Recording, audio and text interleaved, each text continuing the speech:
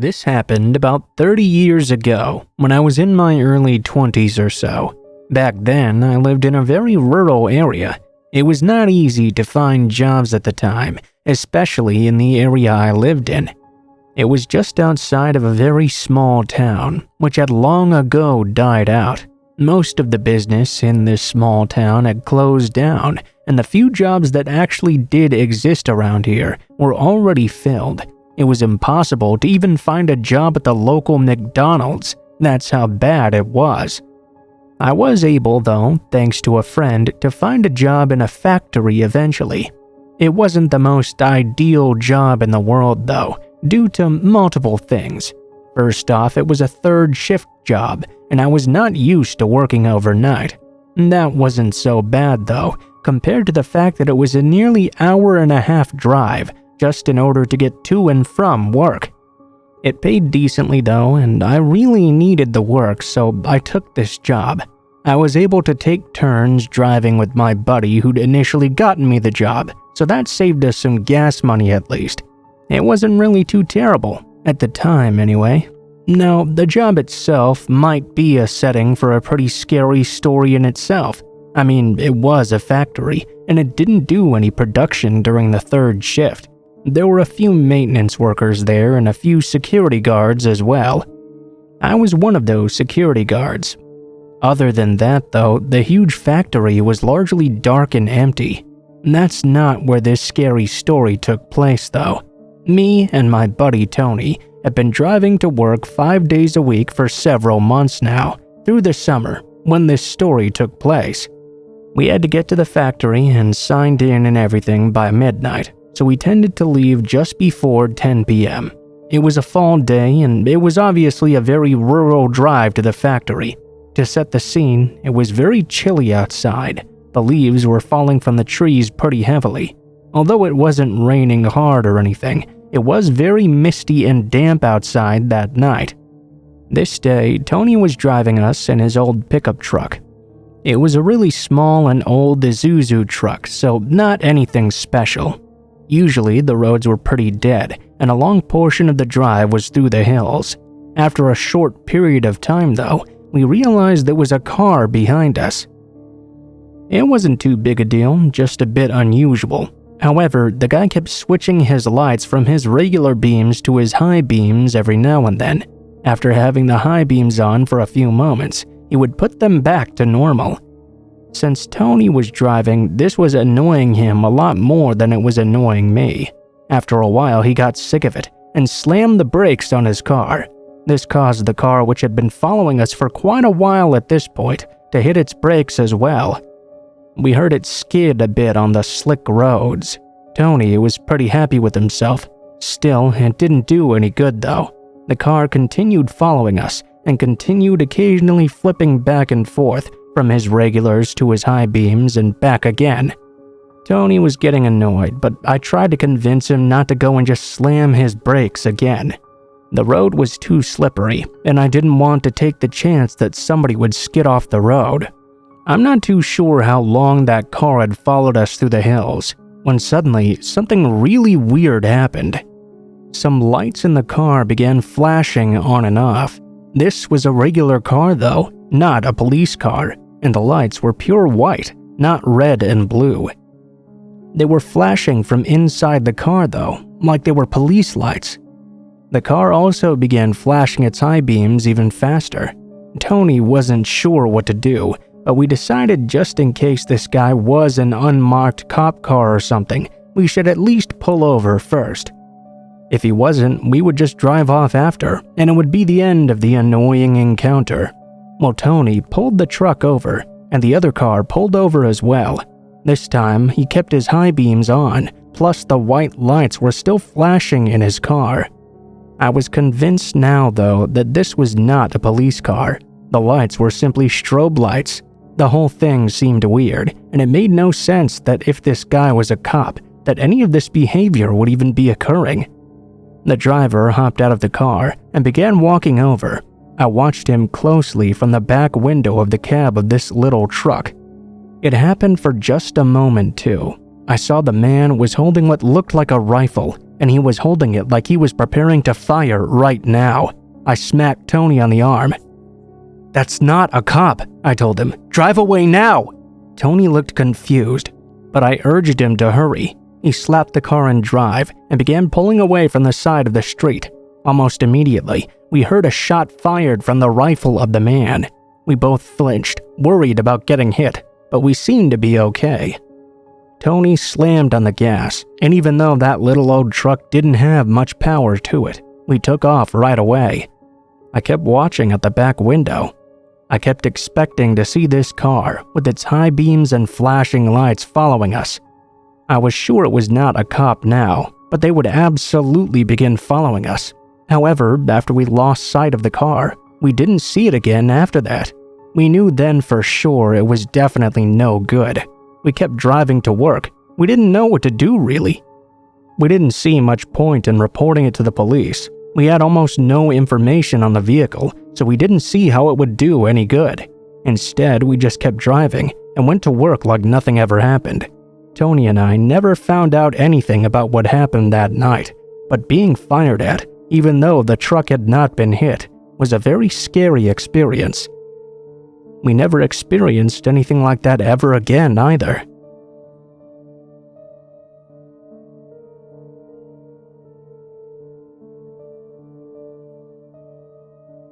My brother and I used to work security at this really old quarry. I never really quite understood the job, to tell you the truth.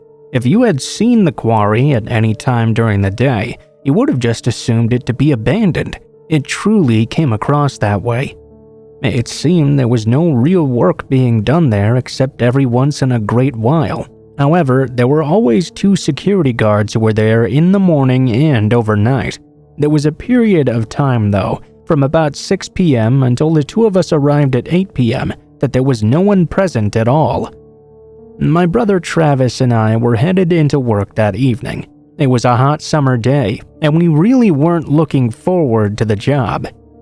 It mostly consisted of us sitting in a small building all night that was not air-conditioned, and sometimes walking around the quarry to make sure there were no intruders. I never understood, though, why anyone would break into the place at the first place. There was a bunch of nothing there to steal even. We got to work a little bit before 8 p.m., and we noticed something quite strange right away. The entrance gates were wide open. We'd had them unlocked before. The daytime security guards were not the greatest or most diligent workers in the world, but this was the first time they'd ever been wide open.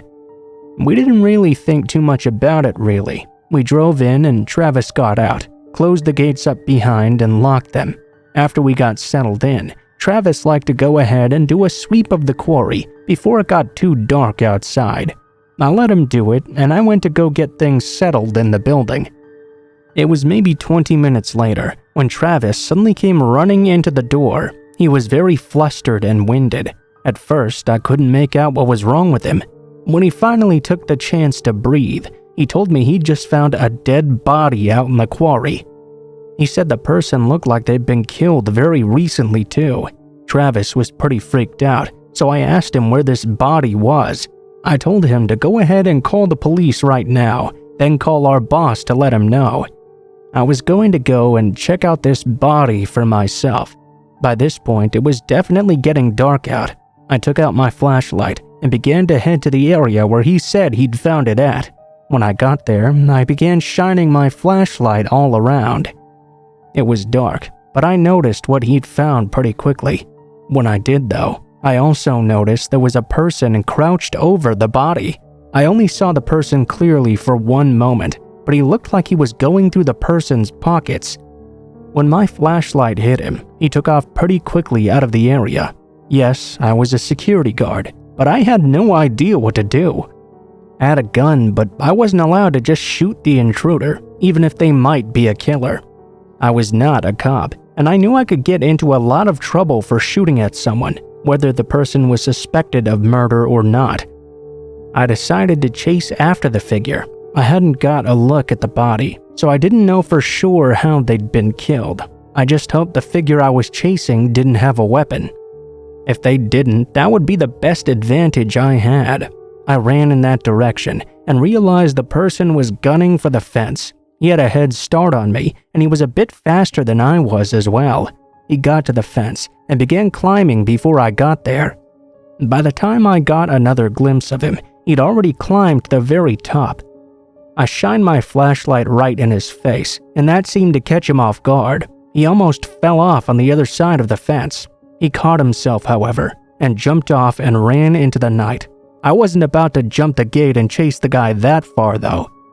It was one thing for me to be patrolling within the fenced area where I worked, but this guy could have been long gone before I even got my ass over that fence. I went back to the gate at the road and waited for the police to arrive. It did take them quite a while to get there, and I was sure the guy I'd chased off was way far away at this point. I was able to give the police a pretty bad description of who I'd seen. I had a few glimpses, but they weren't very long. Travis, on the other hand, hadn't seen the possible killer at all. The scariest part for my brother, however, was that apparently the person had been killed right around the time he started his patrol. The police theorized that since the killer had come back to the body after my brother left, my brother must have gotten there right after the murder and scared the guy off. The man had been killed with a knife, so the killer might have been scared if he knew we had guns or something. Travis was quite shaken by what he was told, but he tried his best to brush it off. The experience has shaken us both enough that we couldn't keep working at that quarry. We didn't want to be there, just in case the guy decided to come back with others or something and finish the job.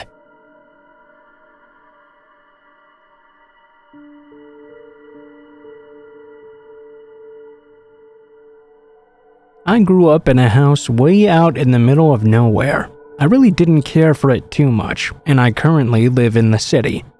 Although, I guess for the most part, it's much more dangerous generally in the city, I like the area a lot more.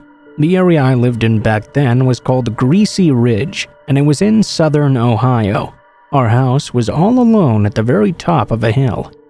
My closest friends lived all the way down the hill, which would take about 20 minutes to walk down the road and get to their house. The school bus that would take us to school would take about an hour and 15 minutes to get us there. Although I wasn't really always happy living out in the country like that, the best thing about it compared to the city was that it seemed relatively safe. I mean, we left our doors unlocked all the time. It really wasn't something we normally even thought about. When I was 14 years old, my parents and my younger sister were going to visit family across the river in West Virginia. Normally, that meant that my cousin would be watching my sister while all the parents went out drinking. I mean, there was no telling when they would be getting back, so I decided to stay home instead. I figured I would just watch some TV or movies by myself. It was pretty late at night when I was sitting on the sofa watching television. Our living room faced the front of the house. We had a very big picture window facing the front of the house as well. Our driveway was also pretty long. It was probably getting close to 11 p.m. when I saw a car pull into our driveway and begin making its way up to our house. Now, I doubted this could be my parents. There was no way they would be coming back this early on a drinking night. Other than them, though, I had no idea who this could possibly be. When the car got closer, I was able to see it was some sort of pickup truck. Two big older men got out of it and began walking up to the door. I went and met them at the door, and they asked me if someone named Troy was at the house. I told them that no one with that name lived here. Almost immediately, the men began getting angry with me. They told me I was lying and that they knew Troy was home. How dare I lie to them and tell them Troy didn't live there? I was a 14-year-old country boy, so obviously I didn't like anyone speaking to me like that. I got angry and told them that no one with that name fucking lived here and to get the hell off my property or else. Even at age 14 though, I should have known that was a stupid thing to do. I hadn't opened the screen door of the house, and one of the guys began reaching for the handle. I then quickly shut the front door, locked it and bolted it. The two guys pounded on the door and were demanding me to open it up for a few moments. I simply told them to go fuck themselves. Looking out the window, I saw them walk away from the door. They went walking back to their truck, and at first I expected them to get in and drive away. But they didn't. They grabbed some huge object from the bed of the truck and began walking back toward the house. I wasn't really scared, but I was somewhat concerned. These were big and scary-looking guys. I began closing the drapes on the picture window, but before I could get the drapes all the way closed, the big object came flying through. I only had a few moments to think, and I did as quickly as I could. I figured the two men were going to try and come in through the recently broken window, so I ran into my dad's room. My dad was really old school country. He kept his shotgun at all times in his bedroom, fully loaded. He'd taught me to use it from a really young age, so I knew I had that gun there to protect me. I grabbed the gun and ran back to the living room. The guys were both in there, and one of them had a baseball bat. I, of course, had a boomstick with me. "Where's Troy?" one of them asked, before seeing the gun in my hands. They both took a step back. "Get the fuck out of my house or I'll mount your head on my wall," I told them, leveling my gun at them. "You ain't gonna shoot," one of them began, before I pulled the trigger and fired right past his head as a warning. They both took my warning seriously and fled back through the window. Rather than going to the window myself, I went over to the front door and opened it. I went out on the porch. I was first worried that they might go and get a gun out of their truck too, but they didn't. They got into the truck and began pulling out. Being the so-called tough guys they probably considered themselves to be, they began screaming threats as they pulled out. Another shot from my shotgun at their car silenced their asses real quick though. I couldn't get in touch with my parents, and it took the police a while to get there. I gave them good descriptions. I knew both cops as well, since I went to school with their younger siblings. They found my story quite humorous actually, and I got some respect from them for doing what I did. The two guys were found, but they were just warned, not arrested. This was not really unusual for the area that we lived in though. They did have to pay to get the window replaced, and we were told if they didn't, they would let my dad deal with them any way he wanted to. Troy was some guy who lived out on the ridge, I found out. I never knew him though. These guys had gotten the wrong house.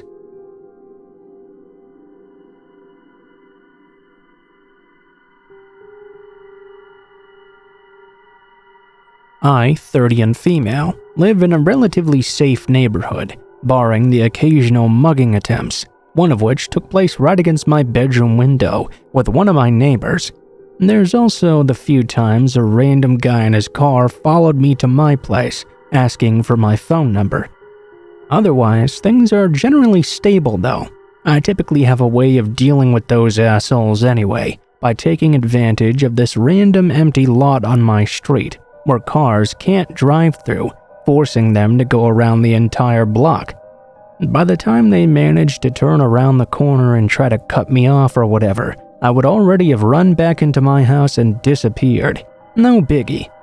A few months ago, some genius in our street paid someone in the city to move the neighborhood garbage disposer to another place, whereas before it was right down the block. Now it was a few minutes walk away. Now I have to walk a while before I can throw out my garbage, usually in quite a busy area as well, which I find somewhat embarrassing. I started waiting until nightfall to do so because of this. I know that's stupid with everything I told you just before, but I got sloppy and things started feeling safer in the last few months. Because of this, I felt very comfortable leaving my home after sundown, until last Sunday at least. Like usual, I waited until it was dark to go. After throwing the garbage out, I stopped by the convenience store nearby to pick up some things on my way back. As I was returning to my place though, at the entrance of my street, I noticed a young man standing in front of a parking lot located in front of one of my neighbor's houses, right across the street from where I lived. He was talking on the phone and looking away from me. As I rounded the corner though, I also noticed a guy sitting quietly on his motorbike right in front of my doorstep. There was something about the way he was already looking right at me, just as my eyes landed on him, that really freaked me out. I did some quick math and realized that by the time I would be able to open the door, if ever, this guy could easily catch me if he wanted to. This time, the empty lot trick was not going to work. I would have to walk past this guy anyway, but also his motorbike could just be driven into it easily. I turned on my heels and started to head back to the convenience store, hoping he was just a delivery guy waiting for someone or something. I dilly-dallied at the store for a while, but when I went back home, I found the man was still there waiting on his bike, while the guy in front of my neighbor's lot was still on his phone, or at least pretending to be, staring at me before I'd even seen him. I realized that something was not quite right here. Luckily, I noticed the security guard of the street was behind us, sitting right in his booth.